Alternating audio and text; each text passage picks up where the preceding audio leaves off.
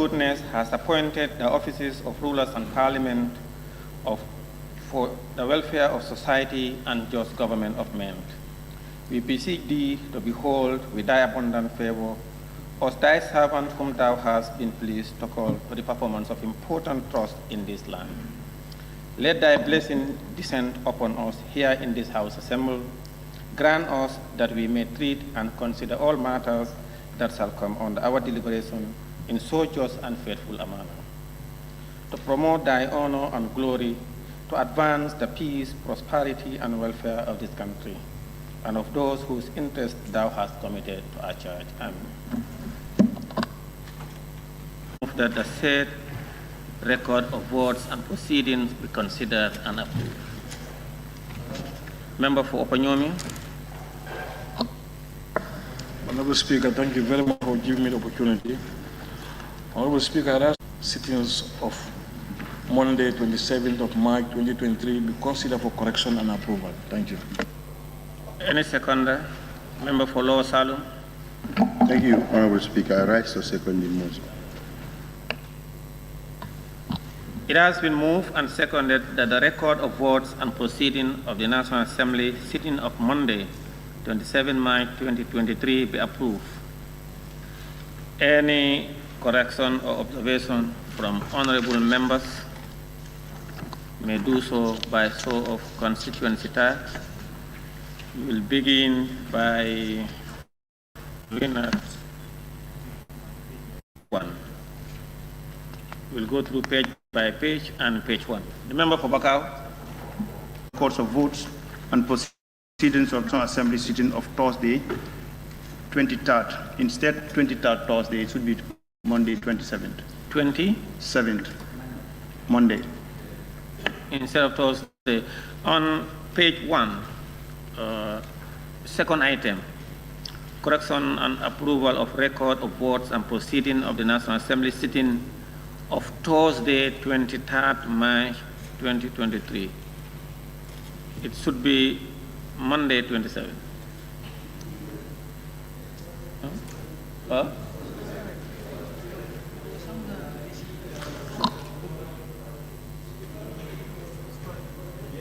Item number 3, laying of papers and report. The S is missing there for paper. And then under 3, Roman letter I, report of standing committee. There should be the article D inserted between of and standing. Thank you. On item 3, laying of papers and reports, he is suggesting to add S to the paper. Laying of papers and report, and on Roman figure 1, report of standing committee, he is proposing to include the article D, report of the standing committee on public petitions. It's for the honorable members to agree. Any other observation for correction? On page 2.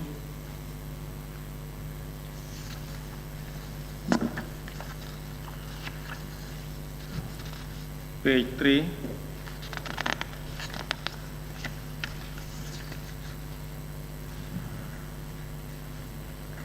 Page 3, any? Page 3. Page 4. Member for Sami.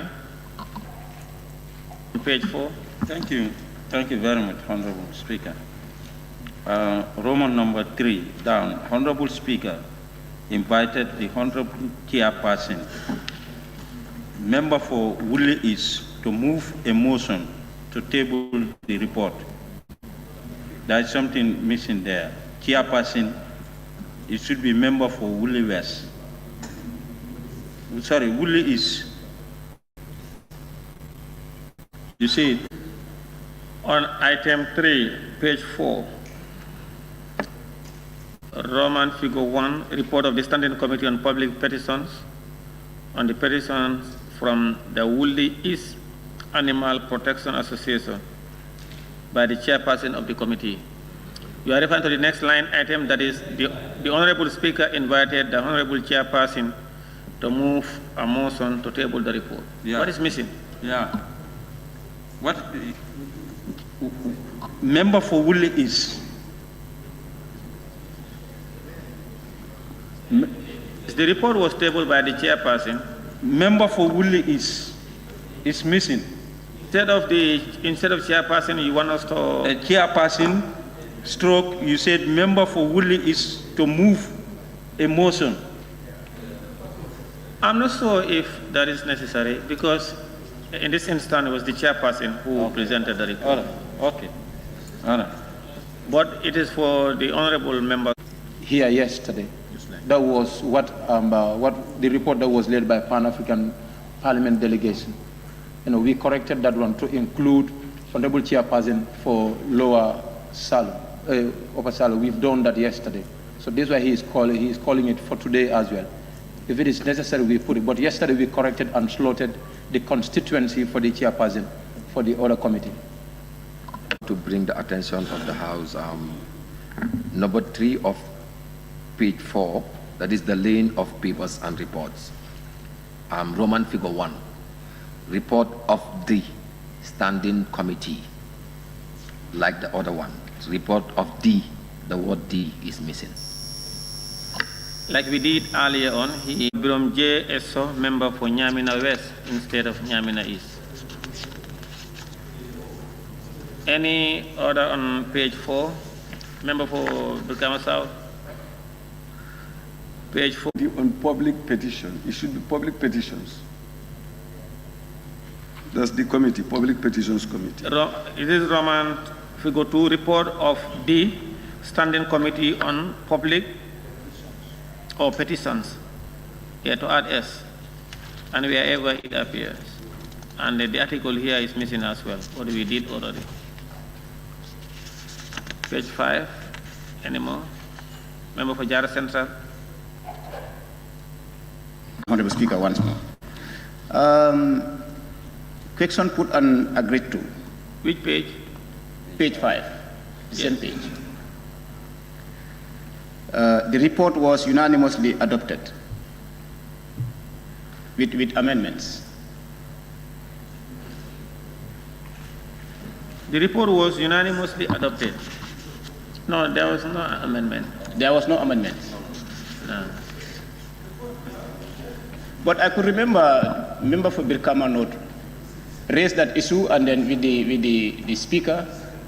No, I think what the member for Birkama North raised was in respect to the motion that the member for Olyundo wanted to raise, that let's adopt the report as it is, and then to enable them do their work. Because there was this proposal for a motion to put it aside and to allow the investigation to continue. But his was, let's just adopt it. It will help them, and then we will move forward from there. And it was unanimously adopted, accepted and adopted. I don't think there was amendment. I'm not sure. Member for Birkama North. Member for Birkama North. The member for Birkama North. Can you use your mic, please? No, use your mic. The issue about the report, that is the inactiveness of the police. Eh? This is a different one. This one wasn't amended. This is the report. Okay.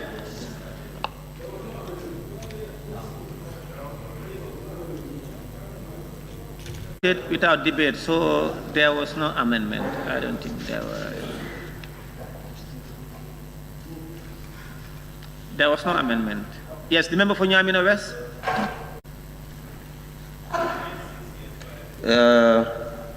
Where you have the second line after Honorable Alaji S. Dabo says was seconded by Honorable Ablai Sise, member for Josuan. Instead of Josuan is Olyundum. Thank you. The second to last paragraph, second line, where it says moved a motion to amend to clause 6. So it's just move a motion to amend clause. Which page? Page 6. We are in Page 6. Yeah. The paragraph. Move a motion. Second to last paragraph, second line. Okay, go ahead. Where it says moved a motion to amend clause 6. It should have been clause 6 instead of to clause 6. We removed the top before. Before amend and 6, the third clause, we removed that top. Oh yeah, move a motion to amend to clause 6. That clause should be deleted. Yeah.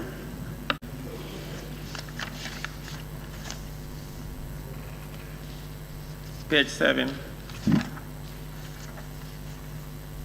Page 8. Page 8. Member for Woolly is? There is a questions put. It's just the question put. You've seen it? Yes. Yes. Yes. Number 1. Instead of questions, it should read as question. One question was put. Thank you.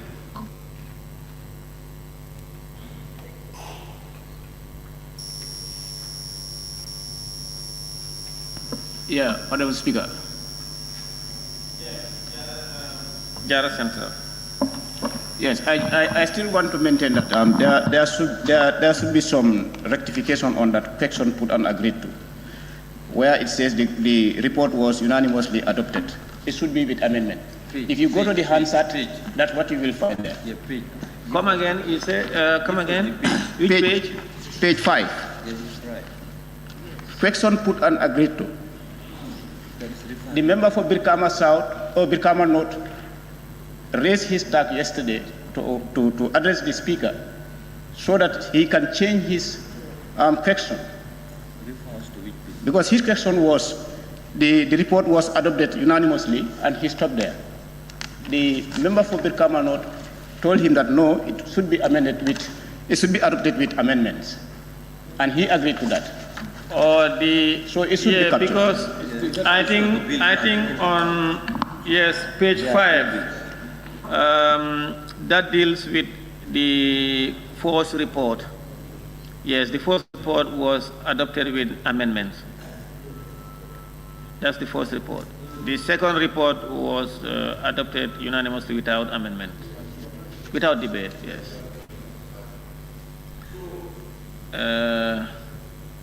The report was unanimously adopted with amendments.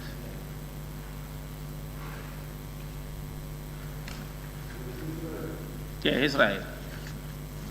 Thank you, Honorable Member for Jara Central. On page 8, any more issues on page 8?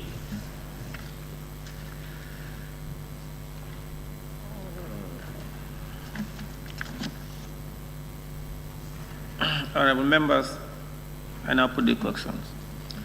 It has been moved and seconded that the record of votes and proceedings of the National Assembly sitting of Monday, 27 March 2023 be approved with amendment.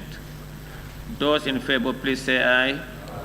Those not in favor, please say no. The ayes have it. Clerk, we may proceed.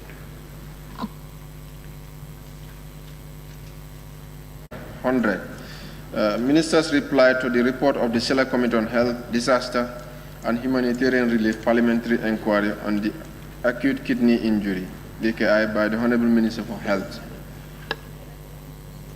Of the Health Committee's report on the acute kidney injury, AKI, in the previous session, the report was submitted to government, in particular the Minister of Health, for consideration and reply as per Order 100 of the Standing Orders of the National Assembly. Accordingly, therefore, the Honorable Minister for Health is scheduled today, Tuesday, 28 March 2023, for his reply, to the report. May I now invite the Honorable Minister for Health to take the podium and make his statement. Honorable Minister. Distinguished Honorable Speaker and National Assembly members, I wish to extend my sincere gratitude for giving us the opportunity to respond to the recommendations put forward by the National Assembly Select Committee on Health inquiry, following the inquiry into the acute kidney injury resulting to the death of at least 66 children in the Gambia. Honorable Speaker, if you may allow me, I'll go through the recommendations and then the response of the ministry to those recommendations, if that is okay.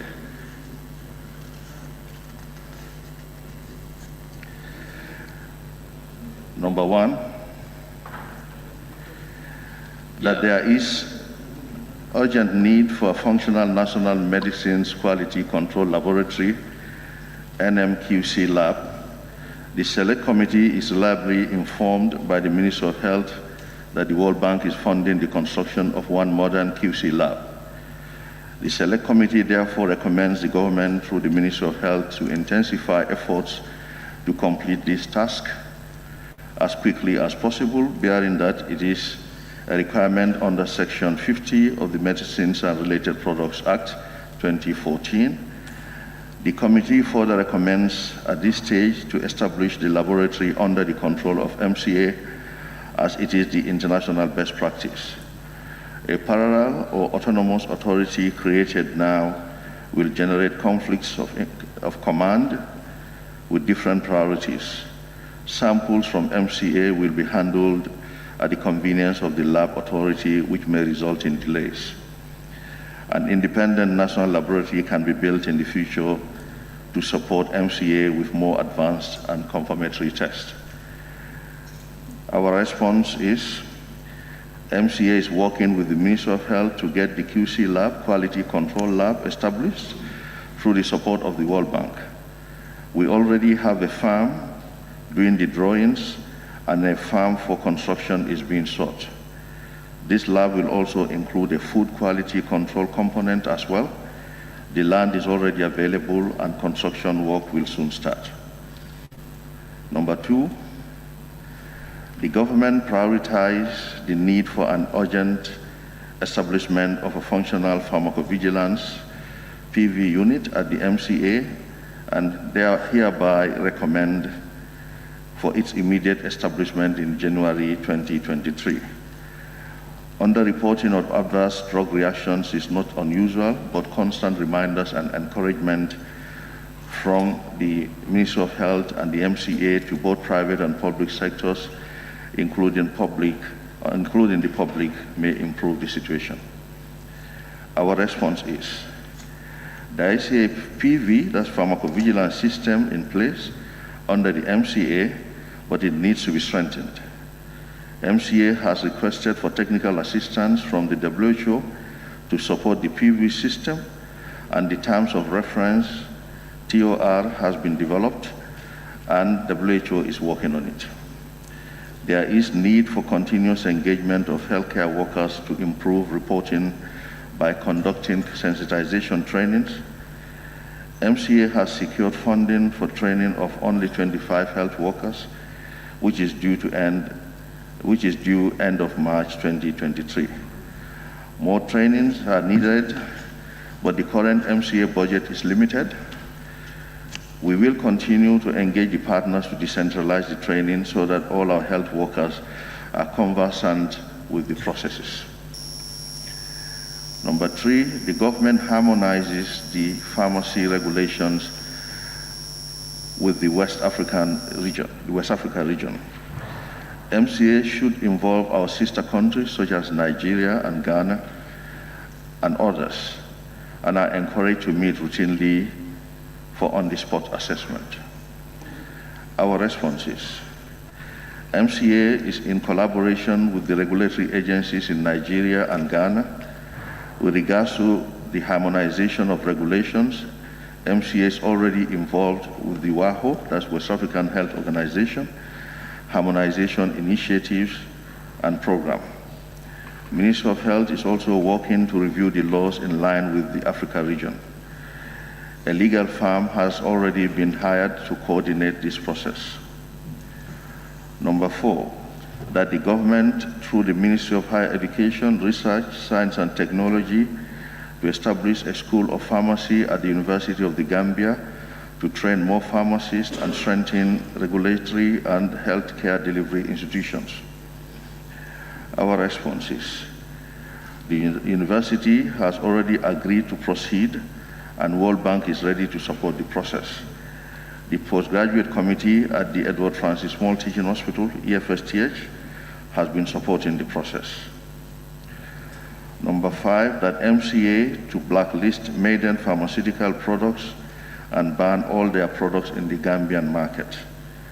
Our response is, MCA has banned all maiden products since October 2022, and this ban will continue.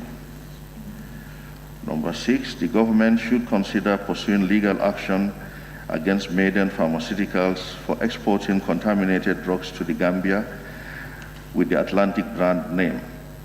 Investigation has revealed that Atlantic Pharmacy Gambia has followed all regulations for importation of medicines, including the batch that had the contaminated syrups. Our response is, the Ministry of Justice is already looking at the reports for advice on the way forward. Number 7, that government to strengthen MCA's capacity with the needed financial aid, infrastructure and human resources for more effective and efficient implementation of its regulatory functions. Our response is, this will be difficult to ensure as the current budget for 2023 does not allow recruitment of additional staff and the operational budget has not been increased for 2023. MCA can only strengthen its capacity to increase in human resources and infrastructure by increasing its subvention, in addition to getting full approval to use its internally generated funds to support its operations through its strategic plan as approved by the board. Number 8, that MCA to ensure compliance by both the public and private sector to the regulatory requirements of the Medicines and Related Products Act 2014.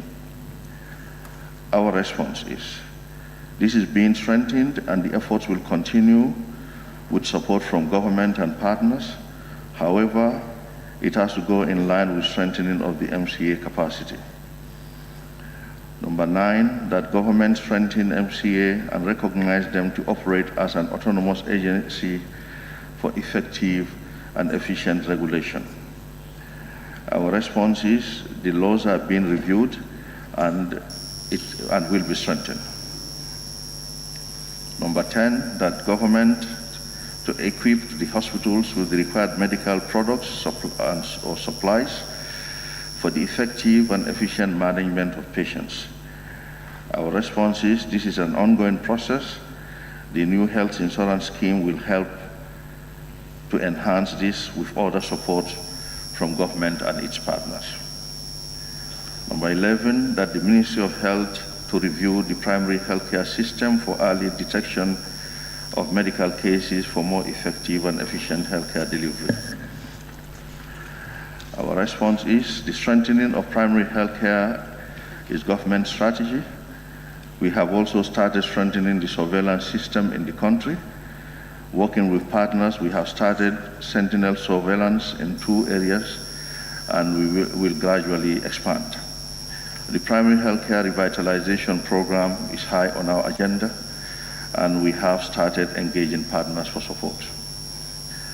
Number 12, that MCA must increase background checks on companies from which pharmacies or importers buy medicines. In doing this, on-site visit to the manufacturing drug companies should be done by MCA before granting permit to any importer. Our response is, MCA is working on operationalization of the good manufacturing GMP inspections and is engaging organizations for pre-shipment inspection to start by April 2023. Number 13, that pharmacies should be encouraged to buy jointly so that they have a higher buying power. This will ensure that they can purchase from the high-quality companies, and they could also get certificates of analysis for the products. Our response is, this has started and it will continue. We also believe that ensuring registration of all products will encourage that, since the current practices of multiple importers bringing in small quantities of products will be discouraged. Number 14, that the Ministry of Health, as a temporary measure, the Select Committee believes the idea of every pharmacy having a supervisor should be reconsidered, and more emphasis should be placed on quality control at the point of purchase of the products, the processes, and the proper following of the regulatory frameworks. We therefore recommend MCA to strengthen supervision at the ports of entry. Our response is the commencement of the process of reviewing the laws is a new opportunity to look at the issue of every pharmacy having a supervising pharmacist. MCA has engaged in discussions with the pharmaceutical business importers, which is ongoing. MCA has also started screening tests using mini labs of some products which are sampled after importation. As MCA cannot employ more inspectors in 2023 because of budgetary constraints, it will be challenging to increase supervision at the various ports of entry, and this is critical. With the completion of the setting up of the Food and Drug Quality Control Lab sometime this year, this will all be strengthened. Number 15, due to the high cost of medicines in the Gambia, which is partly due to testing and importation payments levied on importers, MCA should consider a reduction in the cost of medicines for the public for collecting payments for registration and listing in Dalasi, and by also accepting payments for testing in the local currency. MCA as an institution can convert these funds to foreign currency through the existing banks as a short-term measure. In the long term, MCA to minimize outsourcing testing abroad and establishing a laboratory.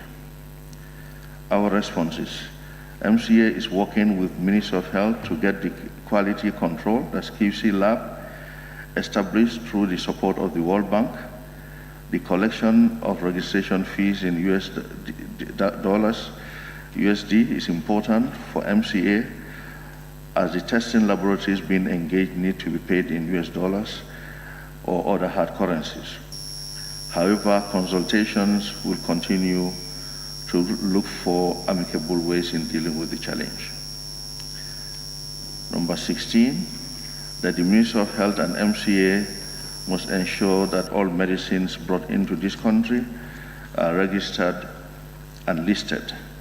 MCA and the Pharmacy Council of the Gambia, PCG, staff should be attached to GRA offices in key entry points, as the airport, the borders, and weekly markets, to monitor pharmaceutical products imported into the Gambia, into the country. Our response is, registration of all medicines is a continuous work in progress, and MCA will strengthen it. Unfortunately, posting of more staff at the ports of entry is a big challenge because the proposed budget for personal emoluments, that's PE, that will make this possible was not approved. We solicit for the support of the National Assembly on this. Number 17, that the Pharmacy Council of the Gambia, PCG, to carry out its regulatory mandates effectively, it requires the establishment of a functional secretariat with an annual subvention to enhance its pre-qualification, qualifying, registration, supervision, enforcement, and monitoring functions. Our response is, the Ministry will work with the Council to strengthen their human resource capacity. We will need the support of the National Assembly in resource allocation. Number 18, The ministry should continue to receive and sensitization of the population in local languages in all the healthcare outlets about the risk of self-medication and the consumption of medicines in the unregulated market. Our response: this will be strengthened by the Health Promotion Unit in the Ministry of Health. The recent acquisition of a film van through the World Bank support will enhance this, as the van will travel across the country disseminating the messages. Number 19, that the relevant government ministries and departments are recommended to visit their initial emergency responses to the AKI tragedy in collaboration with relevant CSOs and CBOs to address the issues of the victims and their families. Our response is this will be ensured. Number 20, that the Ministry of Health and MCA ensure that all medicines are registered before importation in the Gambia. This will require MCA to conduct site visits to inspect the manufacturing sites.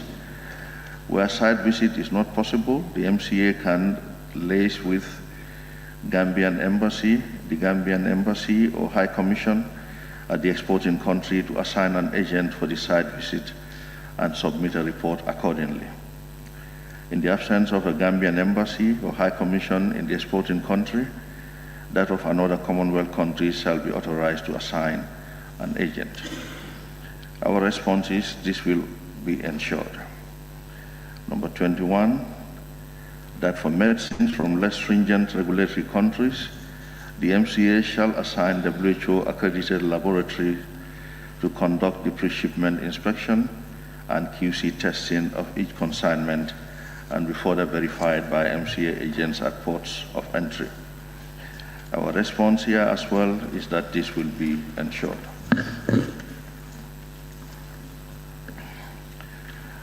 Number 22, that all medicine products should be subjected to screening before release into the market for distribution and use. This will ensure that what is ordered is what is delivered, to avoid what happened in the case of Atlantic Pharmacy. Our response is this is currently a big challenge for most countries in the world, including the Gambia, because of the huge costs, material and human resource requirements for regulatory agencies. The WHO recommends random sampling and testing of 5 to 10% of products. With the establishment of our own food and drug quality laboratory control lab, we will endeavor to ascertain screening of all products. Number 23, that MCA should revisit its standard operating procedures for importation to ensure that those suspected to be substandard, falsified and counterfeit items are quarantined for further investigations, including QC testing at the cost of the importer. Our responses: the SOPs for importation complies with this requirement. MCA will, however, ensure that QC testing costs are borne by the importers. Number 24, that random sampling of each imported medicine should be conducted and the result kept at the MCA. This practice will keep importers on their toes, ensure at least 5% of all randomly sampled medicines are annually tested, e.g. 2.5% each 6 months at the cost of the importer. Our response is this is currently being done through the risk-based surveillance being undertaken. Number 25, that all premises, wholesale pharmacies, retail pharmacies and drugstores shall maintain a real-time electronic database tracing all medicines from importer to user. This will help tracing and recall of medicines as well as for easy retrieval of information. Our response is this recommendation should be implemented by the Pharmacy Council of the Gambia. All stakeholders will be engaged to ensure this. Number 26, that government should provide compensation to the families of deceased and surviving children This should include free medical care for the surviving children with acute kidney injury until they obtain full cure and recovery. The response is the surviving children are currently being followed up and they are receiving free medical care. Government is reviewing the reports and waiting for the pending report of the inquiry set up by the government. Once these reports are all reviewed, the issue of compensation will be addressed. Number 27, that as a matter of utmost urgency, the Ministry of Health must consider revisiting the Medicines and Related Products Act to give clear and direct powers to the MCA to regulate and impose sanctions on the sector without having to seek the approval of the Minister of Health. This is to prevent interference and effectiveness of the agency and its decisions. Our response is the MCA currently has those powers and does not need to consult the Minister for that. However, the process of reviewing the acts has begun and the Ministry has secured a law firm that is looking at the different laws. 28, that as a matter of utmost urgency, the Ministry of Health must consider revisiting the Pharmacy Council Act to give clear and direct powers to the Pharmacy Council of the Gambia to regulate and impose sanctions without having to seek the approval of the Minister of Health. Our response here is the Pharmacy Council currently has those powers and does not have to consult the Minister for that. However, the process of reviewing the Act has begun to ensure best practices. Number 29, that the government uphold the decision to suspend the Atlantic Pharmacy Gambia Limited. Our response is this will be withheld and the Ministry of Justice will guide on the next steps. Number 30, that the Select Committee to further investigate matters affecting the effective and efficient operation and administration of the Medicines Control Agency. Our response is this is welcome as it will help strengthen the MCA for optimal functions. Number 31, the Ministry of Health should become more vigilant and play an effective oversight over the MCA and PCG to ensure that they are effectively executing their functions without interfering in their operations. Therefore, the Select Committee recommends for government through the MOH to speed up reviewing of the laws and regulations governing the pharmacy and drug regime in the Gambia and table it before the National Assembly. Our response is this will be expedited. The process of reviewing the laws has already started. A law firm has been assigned to start the process. This is supported by the World Bank. Distinguished Honorable Speaker and National Assembly members, this is our submission to the report of the National Assembly Select Committee on Health on the issue of the acute kidney injury incident in the Gambia. Thank you very much. 6 of the standing orders, and I quote, after the statement has been delivered in the Assembly, a period of questions on the statement, which shall last no more than 1 hour, may then ensue. The Speaker shall determine the period taking into consideration the content of the statement, the number of members wishing to ask questions, and the pressure of other business.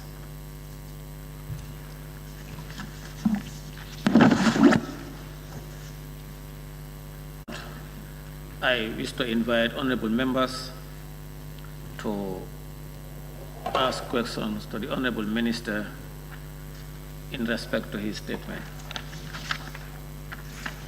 The member for Central Baribu. Thank you, Honorable Speaker. Honorable Minister, in your statement, you made mention of construction of a functional lab. The House wants to know how far are you going with the construction? And the other part of it is, you made mention of World Bank supporting you. What is your commitment as a country towards the construction of this lab?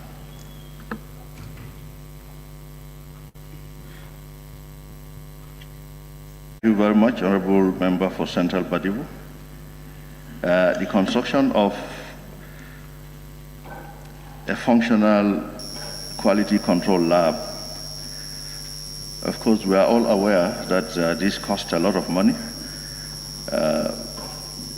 Preliminary findings reveal that it will cost nothing less than $7 million US, and this could not be fit, could not fit really in the budget. So we had to discuss with partners, which we had been doing well before now. Anytime we had the opportunity, we mentioned it. We mentioned it to One Health before, last year, 2 years ago. We mentioned it to West African Health Organization, equally to get the support. Sadly, we had the AKI issue, but World Bank came in at that point, at that juncture, to say they could support. So World Bank is funding it entirely. Government is not contributing financially to it. Government has already provided the land in Brusubi, and the World Bank is paying for the services of a health planner, and that they have already done the initial planning of the facility, and then an architect is also drawing the facility, and the recruitment process for the people who are going to construct the facility is ongoing as we speak to you. And this facility, since we also do not have a food quality lab in this country, we said it's an opportunity to join the two, so that we do not have a challenge with food products also in the future. Unfortunately, World Bank listened to us, so the lab is going to be a food and drug quality assurance lab for this country. Thank you very much. Thank you. Member for Woolly East. Thank you very much, Honorable Speaker. Honorable Speaker, in your point 16, which is dealing with increasing personnel, which is not approved in this budget, but we expect you to put it in the next budget so that we can approve that. That is a welcome one. But my question is, you said the ban on the maiden pharmaceuticals is ongoing, but our recommendation is to ban them permanently. Is that the same as what we are saying? We want permanently to be there, not ongoing. Because maiden pharmaceuticals problem throughout the world is very glaring. In Indonesia, in other places, so many places, they are killing people through this medicine. So we don't want maiden here anymore. Thank you very much. The intention was, the statement was intended to convey that message, that it is a permanent ban. Yeah. Thank you. Honorable Minister, if we may be guided, it seems, as per the act of the MCA, insinuated that they have the powers to do without the influence of the ministry. But in the other end, you're also saying that the Ministry of Health is also working to review. So we want clarity here. What are you talking about? Thank you. What I was trying to say was the act, the components of the act give the authority to the MCA to carry out certain functions that they are mandated to do. Now, when it comes to review of policies, documents, review of acts, the ministry has a role to play. And certainly we're working with MCA and other stakeholders. It's not just MCA and the National Assembly itself in consultation. So this, because it is cross-cutting, so we are doing it in consultation with other agencies as well. But the ministry has a role to play in the enactment of laws. The bills will come from the ministry, and then after consultation with the Assembly, and eventually it will be presented here for it to be passed into law. It even has to also go through to Cabinet, for Cabinet to look at it and also have an input and agree to what is being discussed. That's what we said, we are reviewing them. So for that review, we thought it's important to have a desk review because too often than not, if they are done in isolation, sometimes there are overlaps of functions. So that is why it's important to have a look at all the acts that are available so that there's no overlap of functions. So that review, World Bank is supporting the process, and a law firm has already been engaged to do a desk review for those, and then they will come up with recommendations with the participation of various stakeholders, including MCA, and then the Ministry of Health, and then we'll come up with what to present to Cabinet, then to the Assembly. So that I'll do all the four once and then we can just answer them. Please go ahead. Rather than asking one question and sit down again and come back again. Okay, thank you. Thank you, Honorable Minister, for coming. I think we really appreciate, and these are some of the things that we need to do. You talked about your response to number 6. I have a question, is how long do you think that is going to take? And another important thing that you talked about is the operationalization and also the revitalization of the primary health care systems in the Gambia. I think it is important that we are given an update on that and some of the strategies that you have in place so that it can be an information sharing, and then we'll be able to do our work at the ground to ensure that this thing comes back, which is very key in our healthcare system. Honorable Minister, you also talk about the operationalization of the health insurance program. I think we need an update on that because it's been a grapevine in the country. We need to know the strategies that you are doing in place and also its recruitment processes and how far have you gone in the establishment of the Secretariat and also its operationalization. Honorable Minister, my final one is that is on 26. You talked about your response. We want to know the number of, what are the timelines? What are the timelines for the implementation of those programs and how soon are they going to do, and what will be your process in updating the National Assembly, especially the Health Committee, to know those timelines? Thank you very much, Honorable Speaker. With regards to number 6, the response is that the Ministry of Justice is actually already looking at the reports, and then will advise on the way forward with regards to the suggestion or the recommendation by the committee to pursue legal action against Maiden Pharmaceuticals for exporting contaminated drugs to the Gambia. So the Ministry of Justice is actually reviewing that. And I think I can say at this juncture that already he's in touch with a world-renowned law firm that has expertise with these kind of issues. The engagements have already started, and series of meetings have started with regards to what to do next. So they are putting forward, a strong team to look into this. But however, subsequent actions that will take place are awaiting the submission of the report of the government inquiry to the government. As soon as those report comes, then the further actions will be taken care of. Now, I think by extension, it's a similar thing on 26, if I could continue, because it talks about the timelines. We are expecting that report very soon.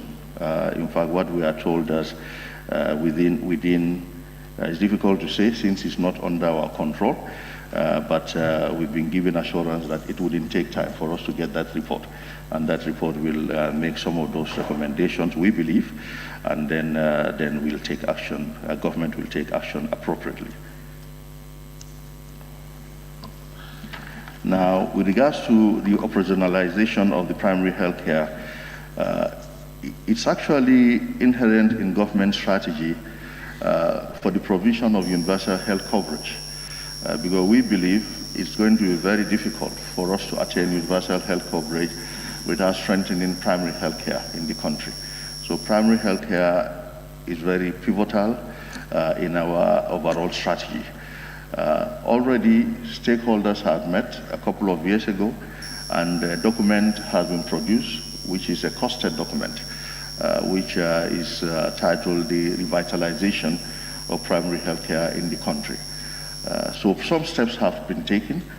However, the financial constraints, the funding constraints, are the main issue why it is not being rolled out, because it also requires employing more people, more community health workers in the communities.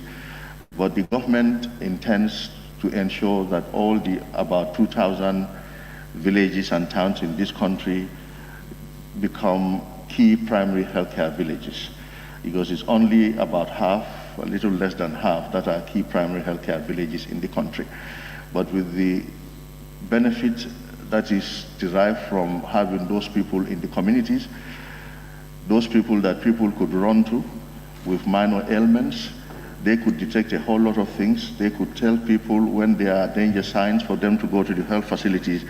We believe there shouldn't be a key or non-key village. All villages should be key villages, because if one village benefits from it, then certainly the other village can equally benefit from it. So this is our strategy. At another level, we have put this forward in a meeting with the United States partners, the United States Secretary for Health. We had an engagement with them, and we said as a country priority, revitalization of primary health care is very high on our agenda, and they did promise that they're going to look at it to see how they can support that process. Thank you. The health insurance, as we know, what was going on was the registration for the health insurance scheme. But at the same time, knowing that we also needed to get for the citizens an electronic birth registration or electronic birth certificate, we thought it wise to do it together. And I'm sure you'll all agree with us that it is time-saving, and it has cut the cost drastically, the fact that we did the two together. Otherwise, one would have had to do one and then go and spend almost the same amount of resources to do the other. And as we speak, over 1 million Gambians have already been registered, have gotten their health insurance card and also the birth certificate. Now, that is the registration. The enrollment proper, the targeted date for that is June of this year. That is, so the team, the insurance authority, which has already been established, is actually now trying to mobilize funds to ensure that the insurance fund also has the funds that are in there. So they are talking to partners. Now, the last time there was a meeting with our select committee for health to see, and the finance minister as well, someone here, with all of us to see how we could ensure that the funds are available for the operationalization of the health insurance come June. World Bank equally wants to support, we have been told, but their support is actually dependent on government putting in resources first, because otherwise they say that they will not come on board. So we are hoping that happens, but the targeted date for operationalization is June of this year, inshallah. The authority has been established already. There is a health insurance board, and then there is a health insurance authority. They have a CEO, and they are now in the process of recruiting other portfolio holders in the agency. So they are now building their staff pool together. They are temporarily housed at the Medical and Dental Council building along the Battle Harding Way. So they have structures now, and they are expanding those structures. I hope I've answered everything. Thank you. Yes, sir. Thank you, sir. Yeah. Honourable Minister, thank you. Honorable Minister, thank you very much for your responses.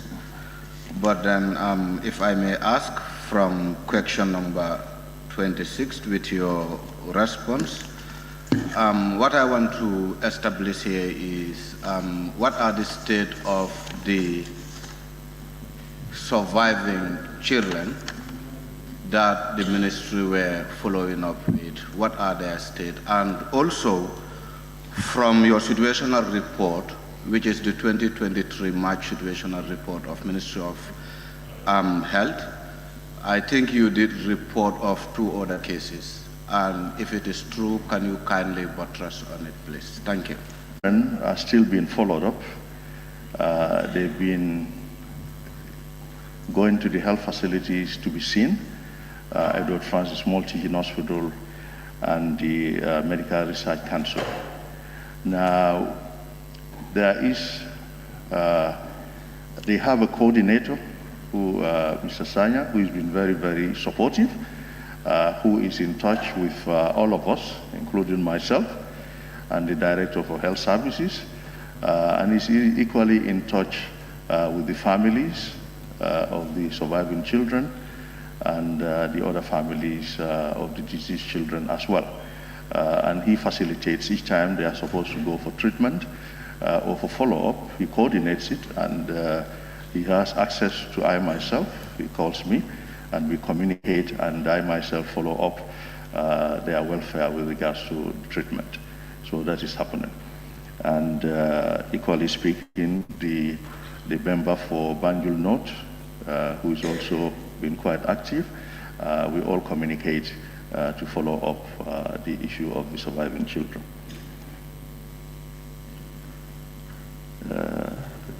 The second question was what again? Honourable Minister? Yes, the 2 cases, yes. What? Yes. What was the second? Honourable Minister, please. Yes, what was the second question? Honourable Speaker, do you want me to come back? The second question. Minister is not, maybe he must have forgotten. The second question is on the situational report for March 2023. It has been reported that there were 2 cases of AKI. I just want you to enlighten us about the new 2 cases. Honourable Member, is that part of the Minister's statement? Honourable Speaker, if you look at his response on number 26, he did reported about the survival of some children and that the ministry are following up with. And as such, I definitely think it is also important to link my question to his response. Thank you. No, Honourable Member, that one is not part of the Minister's statement. Sorry about that. Honourable Speaker, I think it is, because looking at his response, he talked about children that actually survived from the AKI. And also looking at the situational report of Ministry of Health, it is clearly reported that there are 2 new cases that have been reported. So why can't he really give us a response as a parliament? No, Honourable Member. No, that's not part of his statement. The member for Banjul Central? No, I just want to also appeal to you by using your discretion, because yes, sorry. Banjul Central first. Honourable Minister, with regards to number 22, which says that all medicine products should be subjected to screening before release into the market for distribution until the tail end. And from the response, it said that this is currently a big challenge for most countries, and that the WHO recommends random sampling and testing of 5 to 10% of products. What are the current mechanisms we are using at our discretion with the available resources that we have currently in terms of the sampling aspect? What are the procedural settings that are currently in place? The standard practice, and based on WHO recommendation, The information we got and what has been happening, what we also know, is actually that you can hardly find any country that tests 100% of the products that come into the country. This is what happens. However, most countries do what is called risk-based testing and regular random sampling. When they do regular random sampling, because they go into the communities unannounced and they go and pick any sample, any drug sample and test, that keeps people on their toes because they don't know when the regulators are going to come. They equally do not know what sample is going to be selected. So for that reason, everybody will try to ensure that the products are safe to the best of their ability. But of course, product safety is not only dependent on the people who are distributing it.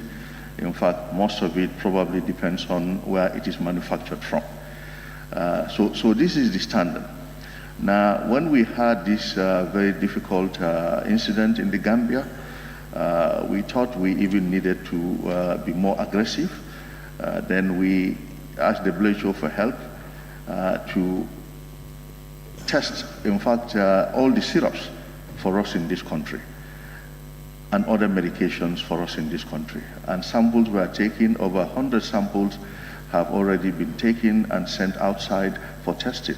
And the results have come for most of them, and we're still continuing to do that. So this has been our strategy. Now, for our government-imported medicines, in fact, we decided that everything should be tested, 100%. It is difficult because some of the medicines, we need them, they are in country, but we are waiting for test results because we just think that this was a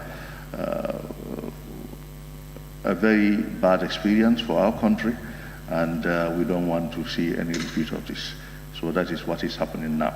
But it is difficult, I must say. Apart from the cost, the testing process itself takes time in the laboratories. And these labs were also not there just waiting to receive samples from the Gambia. They are doing it for their own local market in their country. They are doing it probably for other countries because they are WHO accredited labs. So it is difficult when they get this huge number of samples from the Gambia to process them all at the same time that we want them. So we put a lot of pressure on them to ensure that they get it done. But certain things take actually, by nature of the way they are done. Sorry, sir? Honorable Minister, I suggest that you summarize. We have about 15 more members who wish to question, and we have only 30 minutes. Thank you, Mr. Speaker. Yeah, so by nature of the processes, because they have to follow the standard processes, test for one, when they see something, they follow it up and follow it up on something. If they don't see, they also continue to test for others. Thank you very much. Yeah. Point of order. Yes. From the member for Central Balibu, can we hear that point of order? Point of order 48, clause 6. Yes, 48 clause After a statement has been delivered in the Assembly, a period of questions on the statement, which shall last no more than 1 hour, may then ensue. The Speaker shall determine the period taken into consideration, the content of the statement, the number of members wishing to ask questions, and the pressure of other business. What the Honorable Member of Chanjamburi asked was 2 Akai cases that were reported. So he asked the Minister to make clarification on that. It's connected to 26 of the statement. The government should provide compensation to the families of deceased and surviving children. So he wants the Minister to tell the House whether that too is part of it or not. So they are connected. No, Honorable Member, you are wrong. I'm wrong. I'm out of order, but I'm not wrong. You are out of order.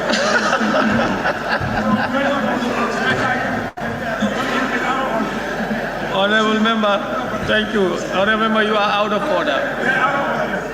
The member for Fonyi Bintang. Number 6. The government should consider pursuing legal actions against Medin Pharmaceutical for exporting contaminated drugs into the Gambia.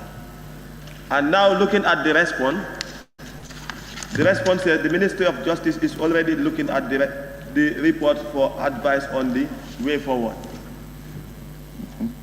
looking at for how long? Now, since December, if I can remember the last session that we had, January, February, did they have a problem in their vision, or what is happening? Can you tell us, please? Committee of inquiry into the issues, and the report of that committee is being awaited as well. Government has gotten the report of the National Assembly Select Committee for Health, which is what we are discussing today. Government is also waiting for the other one to look at their findings, which may also add value to what is going to take place. Typically, without some further information, it will be even difficult to pursue legal action. So you certainly need some basic information, which would have been a collation of all the findings from the various reports that will give a legal ground for the pursuance of any legal route. So this is what is happening. Now, when that entity will submit their report, I certainly do not know. But from the indications we had from people, that probably they will do so soon. This is what we had. Yeah. Thank you. Document number 23, and in your response with regards to the QC test that will be borne by the importer, my question is it currently happening? If no, when will we start? And also, will be responsible of the monitoring aspect of it? So, sorry, kindly repeat that. On the continuing, and the registration processes are continuing, but of course the volumes are large. You remember there was a time that there was a lot of outcry that the MCA quarantined a lot of drugs, and they insisted on those drugs being tested.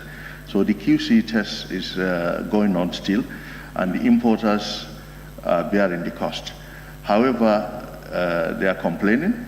In fact, just before I came in yesterday, we received a written letter, a letter from copied to us, written to MCA by a lawyer of one of the importers with regards to those kinds of stringent measures, indicating that they'll be detrimental to the smooth flow of medications.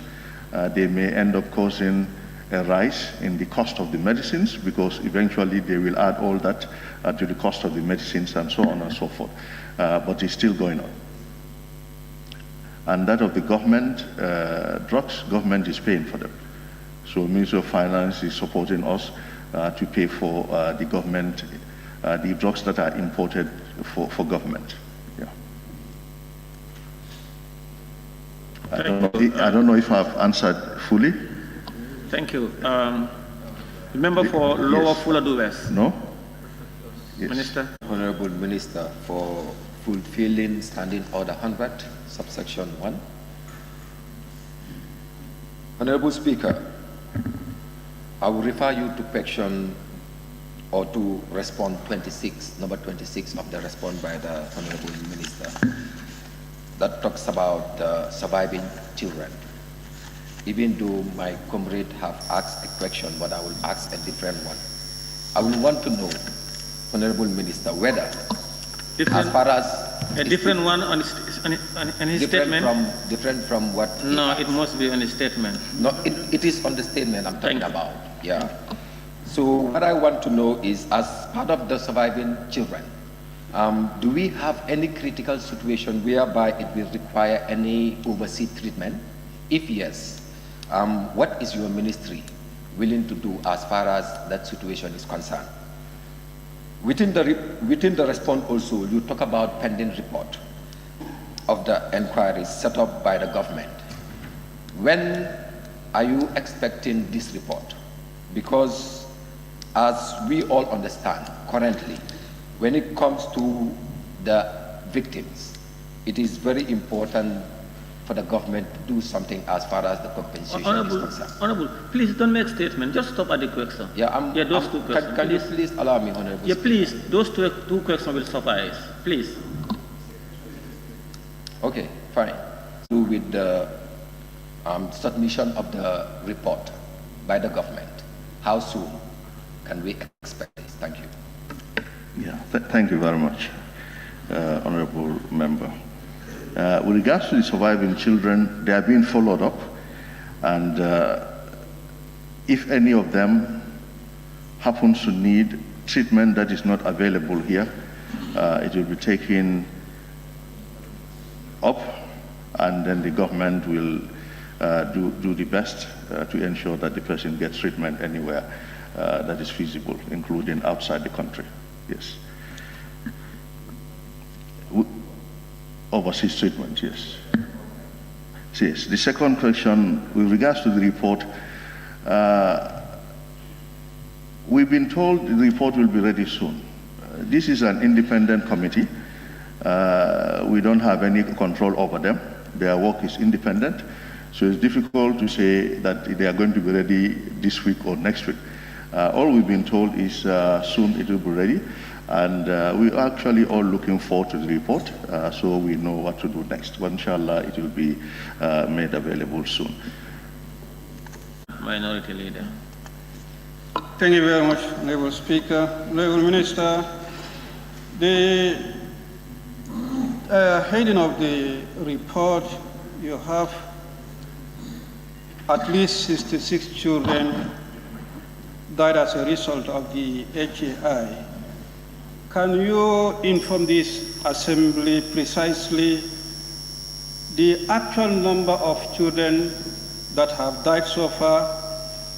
And in the report, one of the response, again on the surviving children, can you inform this August Assembly the number of surviving children that are currently receiving or undergoing treatment? Honorable, I want to limit it to two. Because of, yes, time, we have time constraint. Well, these are not that very statement. Government is reviewing the reports. Allow this one. Government is reviewing the reports. Week report beside the report of the committee. Which other reports is the government reviewing? Very much, Member for Brikama North. Now, with regards to the AKI statistics, cumulatively, there are 130 cases now, but these are categorized based on the case definitions. So 84 are confirmed AKI cases, and 6 are probable cases, and 40 are suspected cases with all various definitions. Now, with regards to the confirmed deaths total 72. Now, that's a case fatality rate of 85.7. This is with regards to the statistics. Now, of course, when there is an AKI admission or an AKI mortality, we had said here in this August Assembly that acute kidney injury has multitudes of causes. AKI was happening well before this serious episode of AKI. AKI is a clinical condition that people get. Some of them acquire it in health facilities whilst they are there naturally because of one other problem or the other. Some are categorized as community-acquired acute kidney injury cases. So AKI has been a known disease well before now. What that means is that we are still likely to see AKI cases as part of the disease entities, just as we see malaria, we see tuberculosis and others. But is it part of this cohort of cases that we are looking at? That we cannot determine until we go ahead to do further investigations.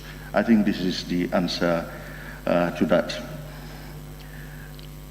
When we say the Minister of Justice is looking at the reports, we are looking at this document is available to them. We had presented to Ministry of to the Cabinet various presentations. So they are looking into all the information that is available so that they can come up with what we want to get. Minister, I think maybe you've not heard him clearly. Yes, I said government is reviewing the reports on page 8, where you have the response. Government is reviewing the reports. I say, beside the report of the committee, which other report or reports is the government reviewing? Which question is it again? Minister, in your response. Page 8. Yes. On top. Yes. In your response, 26. You indicated that... The response to 26. Yes. Indicated that government is reviewing reports. So which reports he is asking, beside the National Assembly's Select Committee's report? So the government is looking at the Ministry of Finance, Ministry of Justice.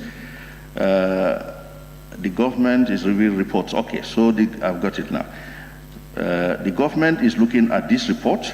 The government is looking at the presentation we made to the Cabinet, and also the causality report that's submitted by the WHO. So government is looking at that, and the government is now waiting, I believe, for this report of the inquiry into the AKI issue, so that all these things are put together to come up with a government position on the issue. On the same issue? Last one is the number of surviving children currently receiving treatment.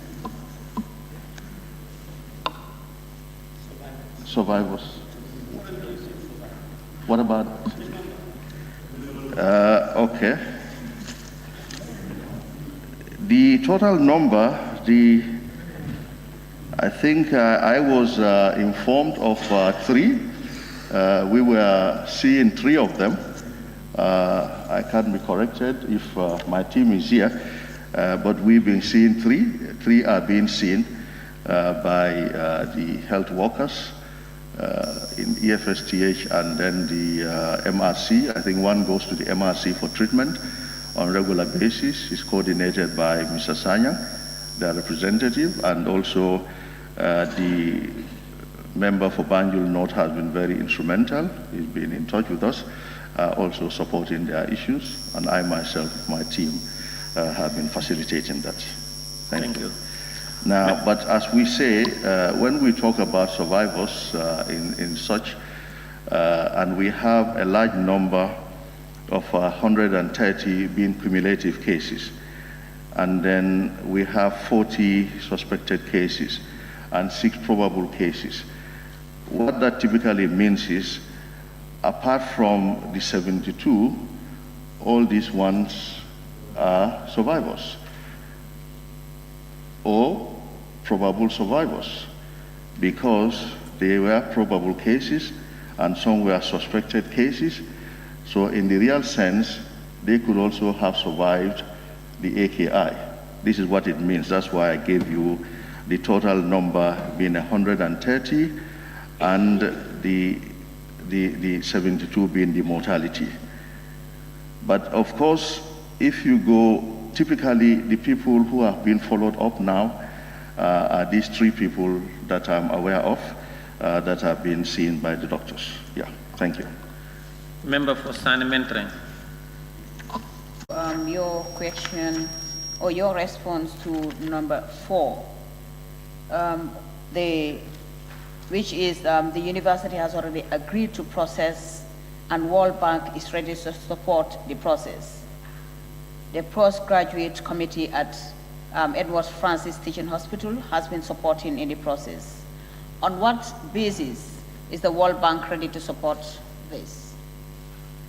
What we are trying to say is the establishment of a school of pharmacy in this country is long overdue. Probably that contributes to the challenges we have with the very scarce number of pharmacists in this country. Now, the World Bank has been instrumental in supporting our postgraduate studies in the Edward Francis Small Teaching Hospital. So what the bank has done for us is recruiting the faculty members. So as we speak to you, the World Bank is paying for, I think, 16 very senior consultants, very senior doctors and professors who are brought from the sub-region, mainly Ghana and Nigeria, and they are all working at the Edward Francis Small Teaching Hospital here. And it has been very beneficial, I must tell this August gathering, because these are high-level doctors who are providing services to Gambians here, but equally speaking, they are providing, they are also training the young doctors. On the side of the nurses, they are supporting us, they are paying for the tuition of nurses who are specializing in anesthesia, equally speaking, nurses who are specializing in perioperative nursing and pediatrics, because we want our nurses to specialize. So with this background, we approach World Bank again, that if the country has such a problem of not more than 25 pharmacists, qualified pharmacists for the whole country, we also need a school of pharmacy, and they are willing to support it in a similar vein as they are supporting the other ones that I have just mentioned. Thank you. And this we have to do in conjunction with the university and the medical school.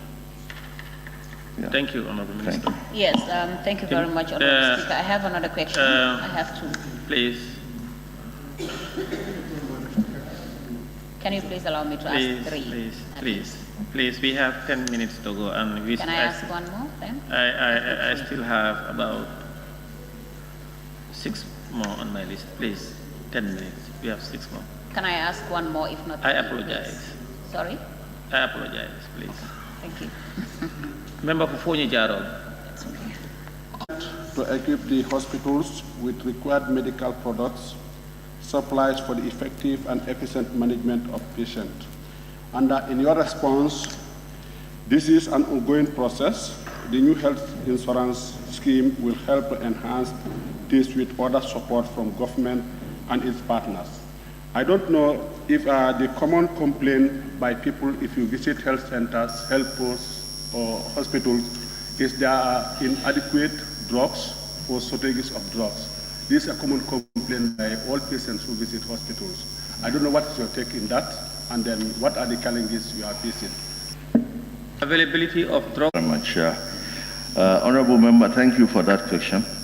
I think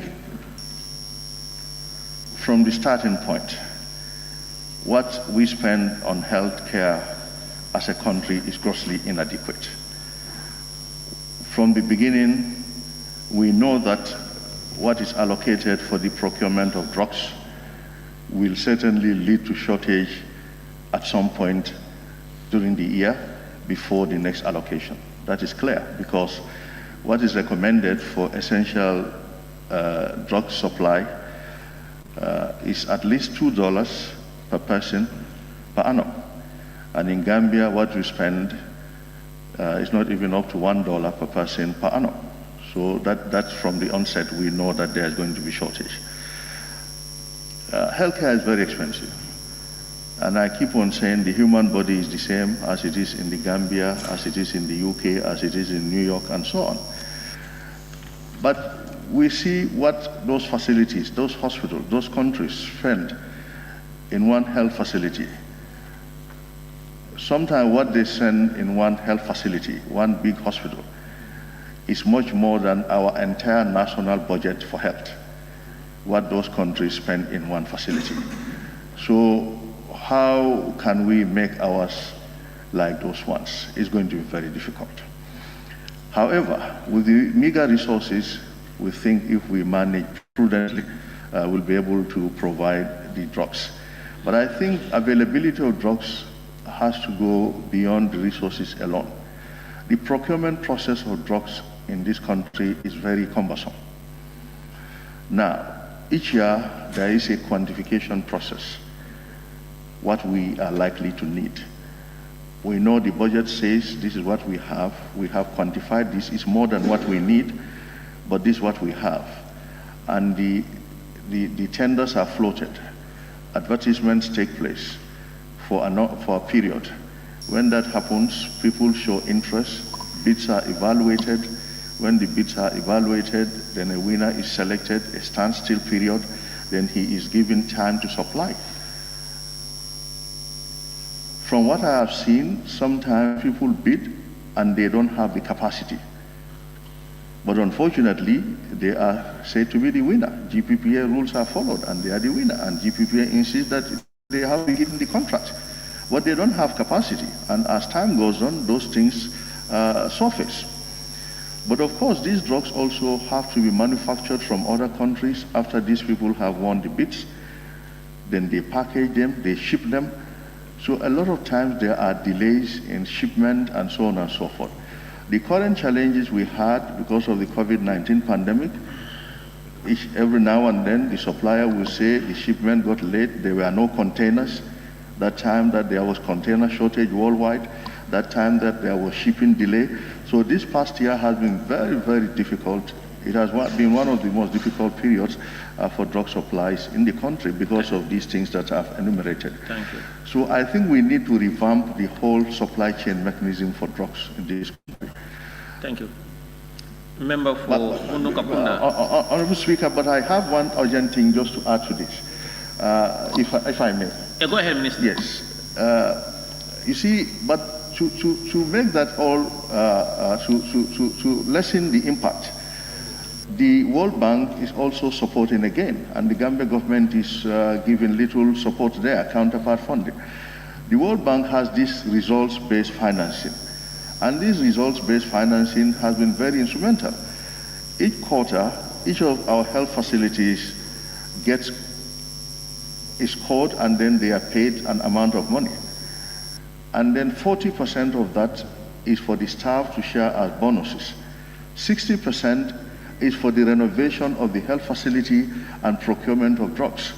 So this is very useful. My appeal is you also add your weight in helping us ensure that these facilities also put this to good use. Yes, we are doing our best with monitoring, but being assembly members from those regions, I think it will also add value if you support. I'll give you an example. One of the quarters, Brikama here got up to $4.2 million to spend in this way. So I don't think there should be any reason why Brikama, you should go there and the toilets are not working and the rooms are not painted and some of these basic drugs are not available. So member for Brikama North and South, these are some of the things. So we'll be sharing this information with you so that you can also help us following up what goes into the health facilities in your communities. Thank you. Yeah. Thank you, Minister. Thank you. The member for Bundung-Kakunda. Thank you very much. Supplies is for the effective and efficient management of patients. So what is the current status of the medical product and supply in our public hospitals, please? Thank you. Yeah, but quite a number of consignments have also been received, and they are awaiting distribution, but they are actually being tested. So what we are trying to do is to expedite the testing process, because we don't want any drug to get into the system that has problems. Thank you. I think we have all, as a country, gone through enough problems. So that is why. The last time we had a lot of normal saline, that is the drip fluid, the mainly used one, but we insisted that they all get tested. Unfortunately, they got tested and they are free, they are safe for use, and they are being distributed. So this is why there is some delay. But the RBF, unfortunately, this resource-based financing, which used to be in the provinces from Kalaji, the western region was not getting it at all, West Coast. But fortunately, we've included them now, so the entire country is getting this RBF for all the facilities. I think that is a big plus, yeah. Thank you, Honorable Minister. Now, last, I will give the floor to the member for Fonyi Brefet. Are you telling us that the new health insurance scheme enhances the supply of medical products for patient management? What is the relationship between the health insurance scheme and hospital equipment, as well as medicine? Okay. Teaching hospital. The insurance authority will ensure that they are able to provide these quality services that they say they are going to. So in fact, it's going to be competitive. There has to be standards that are supposed to be maintained, and the insurance will have people, quality control officers, whose role is to ensure that standards are there. The hospitals are clean enough, the patients are seen on time, and so on and so forth. And they are all equipped for the functions they are supposed to perform. If it's a teaching hospital, if it's a minor health center, if it's a major health center, and that their lab is functioning, and then they have the drugs. They will provide services. For example, they treat a patient gets to the hospital and then has symptoms of malaria. The patient sees the doctor, then they prescribe for the patient. He goes to the lab as well, then they prescribe. All that will be put into a bill. The hospital will now send this bill to the insurance authority, and the insurance authority will reimburse the hospital.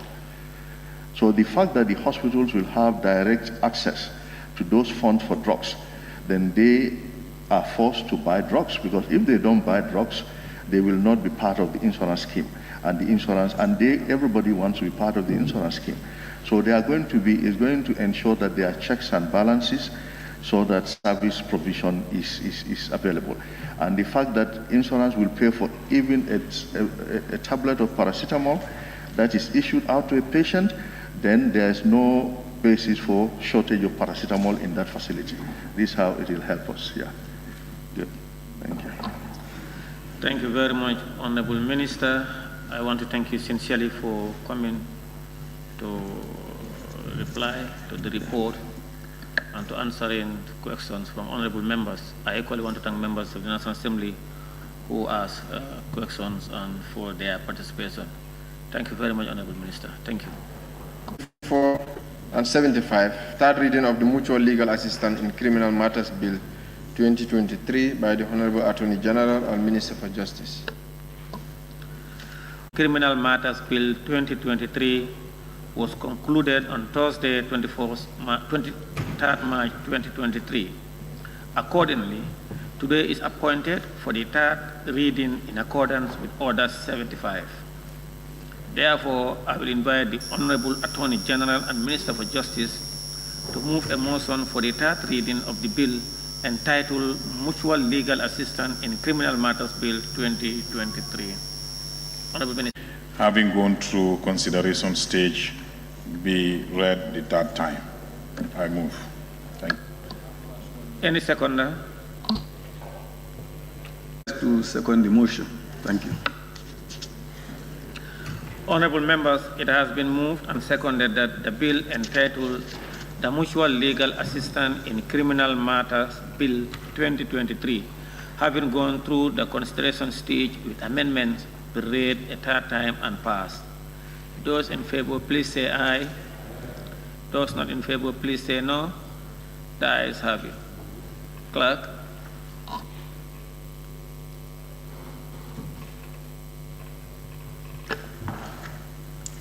Order 72, continuation on the consideration stage of the Anti-Corruption Bill 2019 by the Honorable Attorney General and Minister for Justice.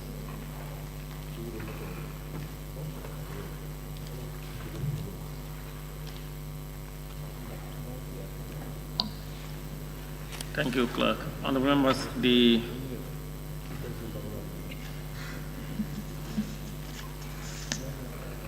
mutual legal assistance in criminal matters bill has now passed. Honourable members, it is Mutual Legal Assistance in Criminal Matters Bill 2023. The bill is deemed to have been read third time and passed.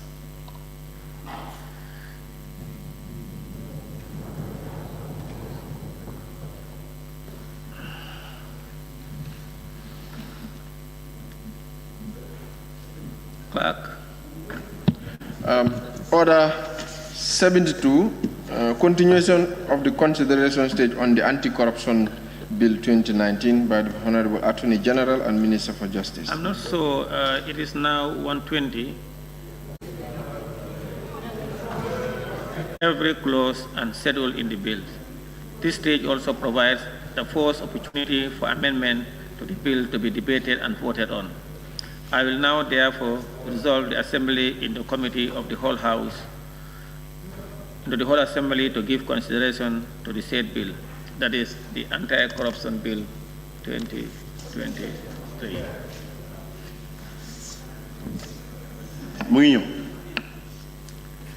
The Assembly now resolves into the Committee of the whole House.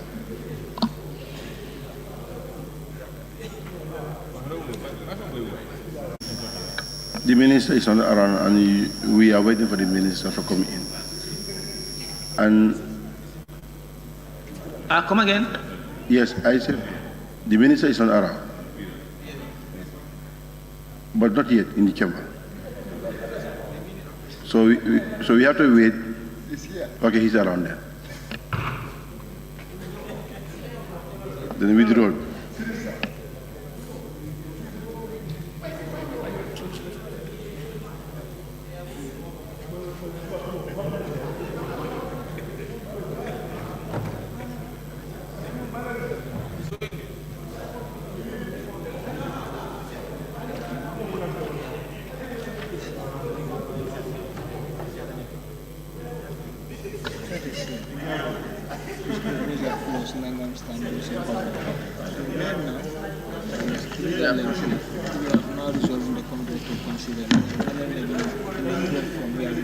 The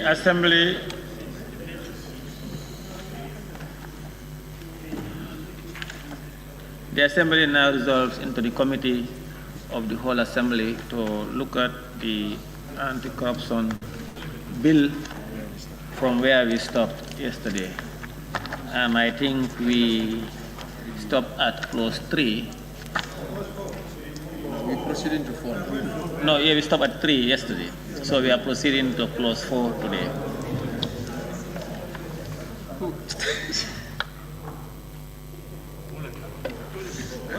Clause 2. Clause 4, tenure of office. Clause 4, tenure of office. For Oliundum? Yes, I have some proposals. You submitted.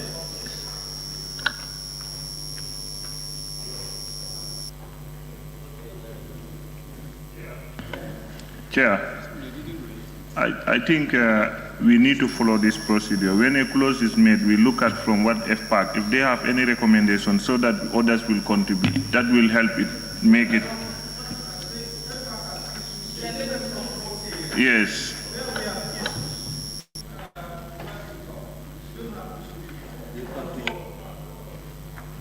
The chair said he has no issues. Member of Central Body, why are you insisting he has issues?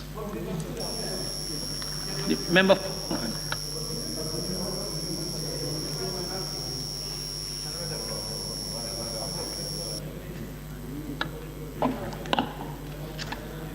No, please ignore him.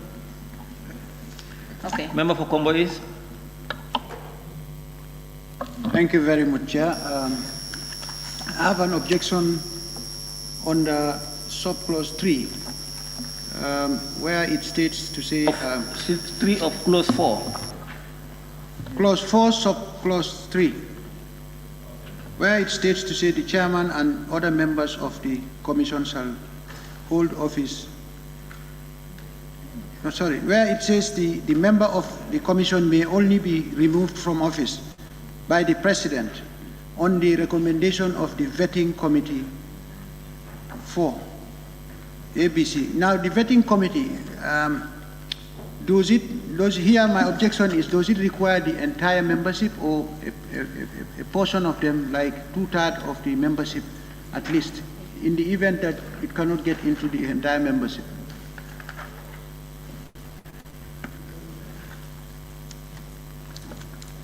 Now, clause 4 sub 3. It says a commission may only be removed from office by the president on the recommendation of the vetting committee 4. Infirmity of body or mind, serious misconduct, violation of the constitution, serious violation of any other law, or bankruptcy. I'm referring here to the membership, the composition of that membership to qualify the recommendation. Maybe when we get to the composition, we are in clause 4 now.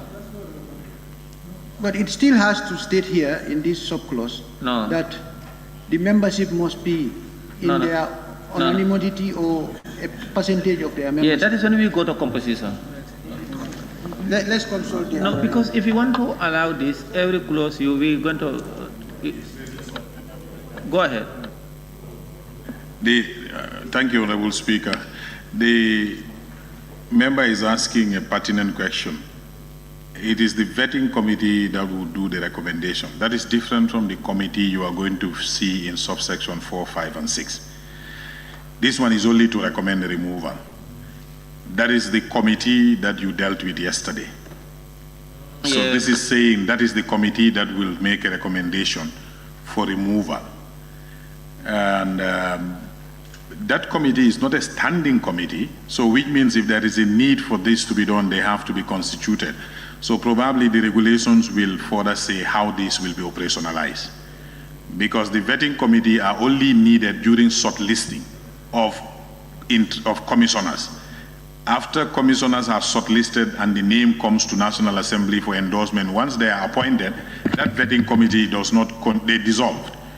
So they only needed again if a vacancy occurs, you constitute them to look into. So only and when a commissioner is to be appointed, you will constitute a vetting committee. But it's not a standing committee that will continue to exist. So therefore, which means if a cause for removal arises, they have to be constituted again to consider that cause for removal. And if they agree with the cause, that is the beginning of the removal process. Then they will make the recommendation to the president. But subsequently, you will see downwards, another committee will be set up to be chaired by a judge and so on and so forth and so forth. But this is the starting point of the removal process. If there is any need for it, a vetting committee will be constituted. Exactly the way they are constituted for appointment, they should be constituted again for removal. Thank you. Sanementre. Thank you very much, Honorable Chair. The question that I wanted to raise, I saw it in section 4, rather. It's part of the clause, so there will be no need of raising it again. Unless still with the tenure of office, the section 4, where we have the subsection 1, the chairperson shall hold office for a term of 5 years, and other members of the commission shall hold office for a term of 4 years, and they may both be reappointed for 1 more term.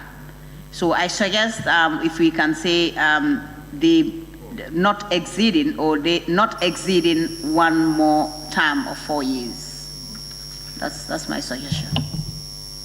Has just talked about. That is for the removal of a commission member, for commission to be reconstituted in case of such situations arises. So is it really feasible that we need to remove 1 member and we go and reconstitute a commission, a vetting committee again to do the recommendation for the removal of a commission member? And what that would also require another processes, and such or some removals might require an immediate action, to remove a commissioner from the membership. So I don't know how that would take, because if we are to remove one person, we need to go and reconstitute a commission. If that person is been removed, we dissolve them again. Another person is to be removed, we constitute a commission again for the removal. I don't understand. Sub 3 first. It comes first. Let's finish 3 first. AG? I can deal with both. The concern for Sanementereng is adequately covered for in sub 1. Your concern is for them not to be given a renewal opportunity of more than once, but the language have catered for that. The extension is only for 1 more term. Chair, can I come in, please? Yeah. Chair, Honorable Chair. Yes. Yes, instead of, also the chairperson shall hold office for a term of 5 years. I suggest instead of 5 years, let it be 7 years, including members. Well, that's a new proposal. I'll leave that to the members. Let me deal with sub 3, like the honorable member for Kiang, I don't know which of the Kiangs, West, raised. It's not a commission, it's a committee. It's a committee. Of course, yes, exactly the way you said it, that's how it will happen. They are constituted as and when the need arises, for appointment and for removal. But they don't decide on the removal. They like they did for appointment, they don't decide the appointment. They receive applicants, list of applicants. They do a short list, and that's where the process begins. Then it goes through other processes. For removal also, if there is a complaint or petition or a need to remove a commissioner, the same vetting committee will constitute, review it, and then probably if there is no need for the removal to go beyond that level, in fact, they wouldn't recommend. It will stop at their level. If they think there is good cause for removal, then they will allow the process then to go to an independent inquiry and so on and so forth until when the removal process is completed. But yes, the removal of even one commissioner will have to go through that process. Vetting committee, like to be clear, how long do they remain after the vetting process? When do we dissolve them? The vetting committee, that's why I said earlier, it's not a standing committee. It's ad hoc. They are only called on when they are needed. When they finish a given task, they dissolve. Because these are not employees of the commission. It's like you said yesterday, it's a civil society member, it's a bar association member, it's a chamber of commerce member. So you only constitute them as and when the need arises to take care of a given task. Once they accomplish that task, they are no more needed until they are needed again. What I'm trying to pursue is that in case a vetting committee do their work, and after the vetting process, somebody wants to contest that decision, their decisions. If someone feels to contest their decisions, for instance, I'm looking at, say, okay, 1 month after their mandate, the committee will be dissolved. So this will give a room to anybody within that 1 month to do whatever you need to do if you are not satisfied with the decision of the vetting committee. The regulation will take care of those details. Thank you. Yeah. Thank you. The member for Lower Upper Salo. B, where you talk about where it is talking the committee appointed by the let's deal with 3 first, and I have a proposal for 4. Then from 4 we go to 5, 6. Okay. I think 3 is clear. Yeah, I'll come to you. Reappointment or giving you another chance. So we make it 7 years, you're done. Okay. Member for Upper Salo. Yes, thank you. For me, I think the way it is stated is better because you need continuity. If all of them leave at the same time, there will be an issue of continuity in the commission. So it's always, that's why it's better to stagger them. Some go 5 years, some go 4 years. So, which means at any one time, there is somebody who has actually, about knowledge about the commission, yeah. Institutional memory, yeah. Member for Busumbala. Yes, Chair. Members of commission may be removed from office by the president on the recommendation of the vetting committee. Here, I want to suggest that we maintain the same procedure of their appointments, wherein we include that the recommendation of the vetting committee and the removal of members by the president should be also subject to a parliamentary, yes, for the concern is sub 3. That's what I read in fact. A member of the commission may be... Are you comfortable as it is? No. I'm saying for us to adopt the procedure of the appointment of members subject to parliamentary approval. So the removal also, we should include it subject to the parliamentary approval so that, Yes, his proposal is a member of the commission may only be removed from office by the president on the recommendation of the vetting committee subject to approval of the National Assembly. Huh? We can do away with the vetting committee now.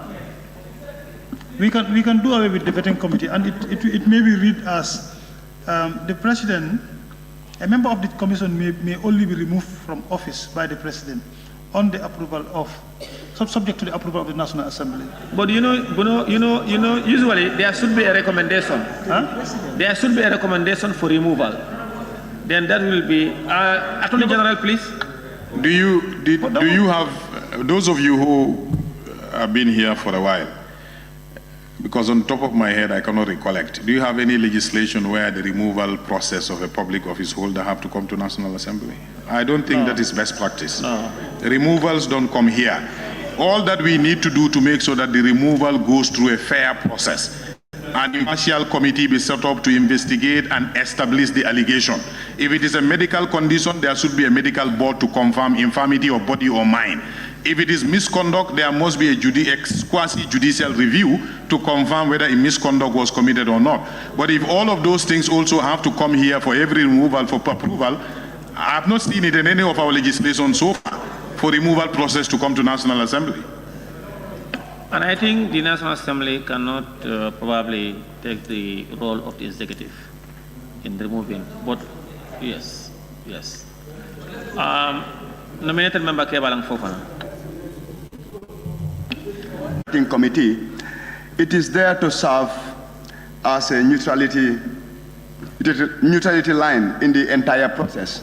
So I strongly believe their inclusion in both the appointment and in the termination should suffice. So, I mean, as it is, that's exactly what I'm trying to say. Okay, thank you. Last, Kiang West. Honorable Chair, on situations where Parliament is not in the appointment process, we are not approving appointment removals, we are not there too. Where the President is solely responsible on other bills, where the President is solely responsible for the appointments. When it comes to the removal, Parliament do not interfere because we are not involved in the appointment, so removal we are not involved. So, but in this case, in the vetting committee is there and the President is still appointing, but it's still subjected to our approval.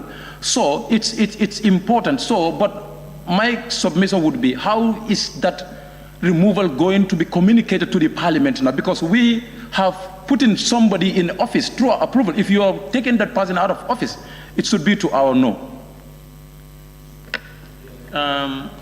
Yes, he will note that down. Brikama note.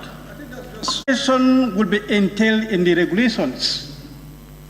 So all what Honorable Member for Chagwas is saying, that is coming by way of regulations. Yeah, the detail. Last, Banjul note. I think it is important for us to see what is right because it has never happened here before. So it's important to put in place good practice and make sure that we allow the President to do the removal in consultation with the vetting committee. Now, earlier decision yesterday, because on part 3, when the member for Brikama North with appointment. You remember he mentioned that Parliament will do in consultation with Public Service Commission with approval of the National Assembly. No. That's what we are saying. No, man. Now. Okay. No, I just want to confirm that this is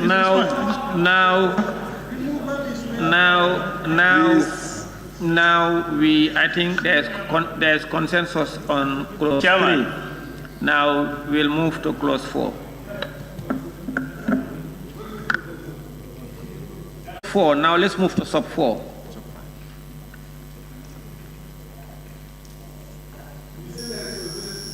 Yes.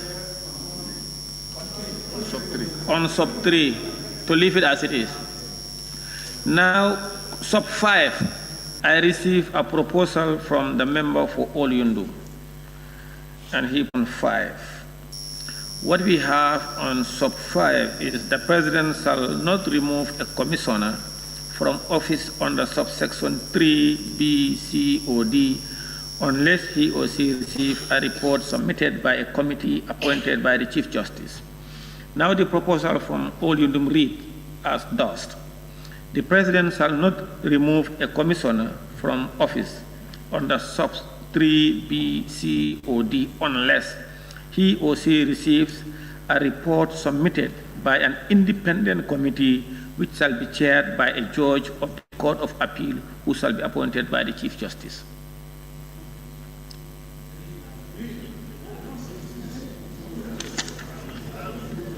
That is the proposal from Olyundum to be appointed by the Chief Justice and will be a judge of the Court of Appeal. That is his proposal.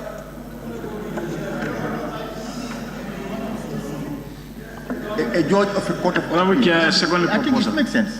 Yes. He want to be specific. Yes. I think, yes, want to be specific. It makes sense. Yes. Specifically, not just... No, please. Allow him to make... I think the amendment is trying to... Become and central body. Look this way. Go ahead. I think the amendment is trying to be specific because the details here is just a committee. But who's going to head the committee? That's what I think it makes sense. If we agree that it's going to be a judge from the Court of Appeal, exactly, then it now narrows down to be very specific. I think it makes sense. Now, the proposal from member for...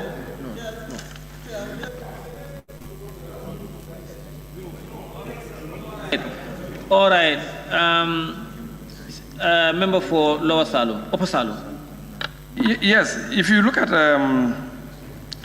5 itself, it's saying the president shall not remove a commissioner from the office under subsection 3B unless he or she receives a report submitted by a committee appointed by the Chief Justice. So what's the problem? This is appointed by the Chief Justice. This proposal, Chairman Upper Salum, the proposal, member for Upper Salum, his proposal is report submitted by an independent committee which shall be chaired by a judge of the Court of Appeal. Now this one here is just saying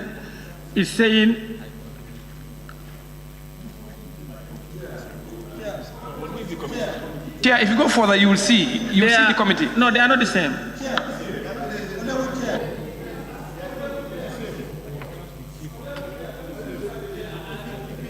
Honorable Mbow is not the same. Look at your records.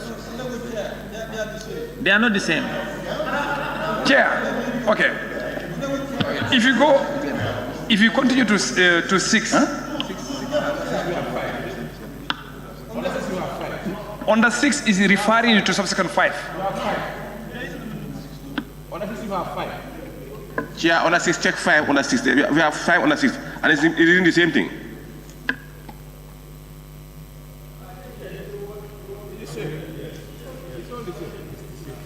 You have 5 under 6. Nobody's here, it's already here. Member for Brikama North. I would care. You see, here, the committee is already there. Whether you have independent there or you don't have independent, the committee is expected to be independent. Okay? So, and that committee is appointed by the Chief Justice. The composition of the committee is in sub-clause 6. And here is headed by a chair who is a member of the Court of Appeal. No, they are not. They are not the same. No, wait. Yeah, it's headed by a chair. No, wait. They are not the same. You see, when you look at 5, it's submitted by a committee. There's a committee, the entire committee, appointed by the Chief Justice. That's what 5 is saying. Yeah. But for him, he's saying no, not the entire committee at 5. There's another proposal he submitted, but he said 5. No, this is what I'm saying. But please, this is stronger. Please. I've not learned here. Okay, all right, I'll come back to you. Okay. What the member is saying, when you look at clause 4, sub 5, it says, unless he or she receives a report submitted by a committee appointed by the Chief Justice. He is modifying it to say, unless submitted by an independent committee which shall be chaired. He said, a chairman who shall be appointed by the Chief Justice from the Court of Appeal. That's where the difference. No, please, honorable members. The difference is, they are similar, but there is different. The difference is, you are not the chair, please. The difference is, clause sub 5 is talking about the entire committee. But his proposal is saying that committee will submit both under sub-clause 5, only appointed by the chairman, the Chief Justice. That's what he's talking about. No, Birkama not continue. Birkama not. I'm saying, Honorable Chair, The suggestion is very hard, but not I am saying here, the committee is clearly spelled out. Whether you have independent there or not independent is expected to be independent. So that's not important. And here, the composition is in 6. No, 6. It's in 6. And the composition is in 6. And is headed by a judge of the Court of Appeal. Yes?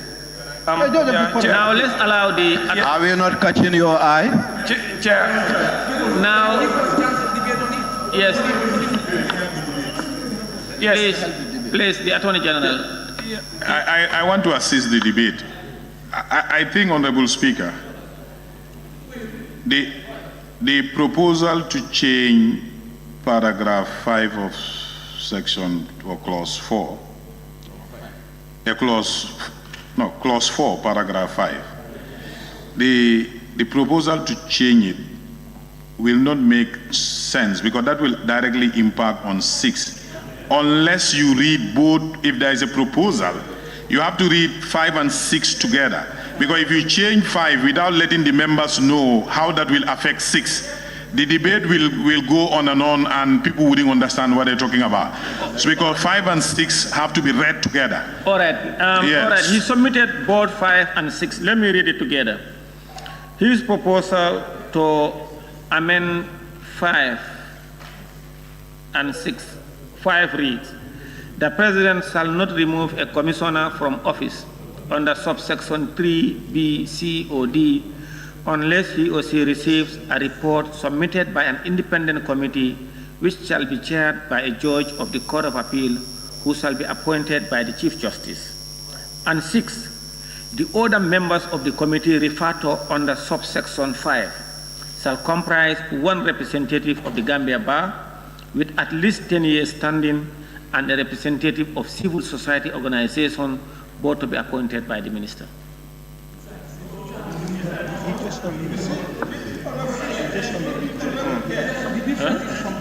Honorable Chair. And also a judge of the Court of Appeal, who shall be the chair. The member for Salon. Chair, I think 5 and 6 must be read together to be meaningful.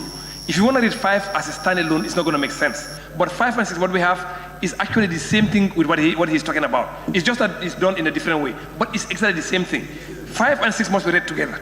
So what we have there actually satisfies what he wants. Because one, the Chief Justice is going to be appointing the judge from the Court of Appeal. And then the other committee members is from the Bar Association and the other one from the civil society. So it's the same thing. So what we have is the same thing. What you have when you read them together, they are all appointed by the Chief Justice. But what he have is the Court of Appeal to be appointed by the Chief Justice and also the representative of the civil society, from a bar, and also, yes, to be appointed by the minister. That's the difference. No, you see what happened? A representative from the civil society. And you please set your eyes here, Chair. We are also having listening to us for a while now.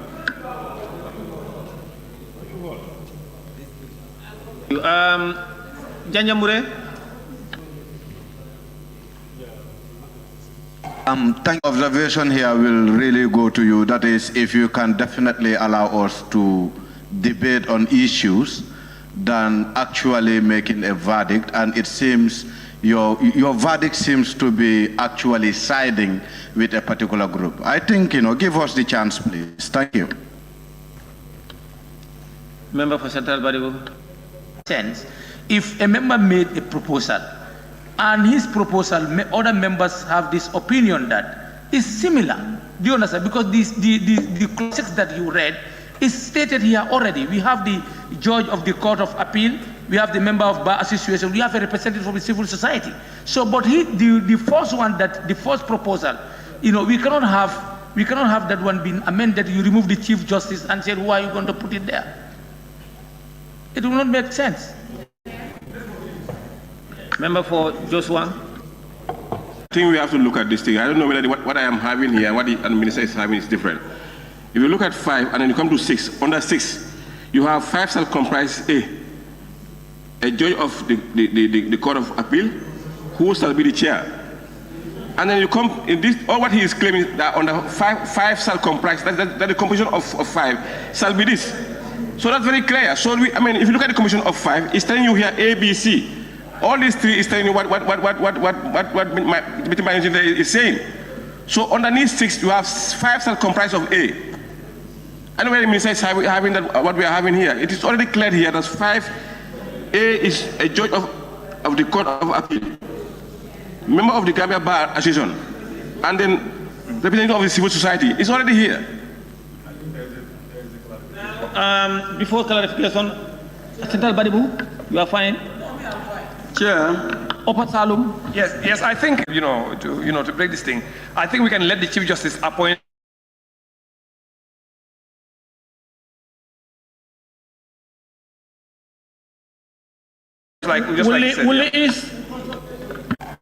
The intention of these drafters is that is the Chief Justice that should appoint the committee.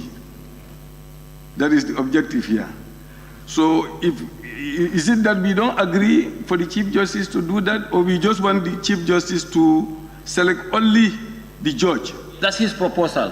That's his proposal. Yes. That only the Chief Justice, then we have to frame that so that we capture that. Exactly, that's what he's saying. That's what he's saying, so that to balance the two between the executive and the judiciary. Yeah, they'll bring their representative. All these committees all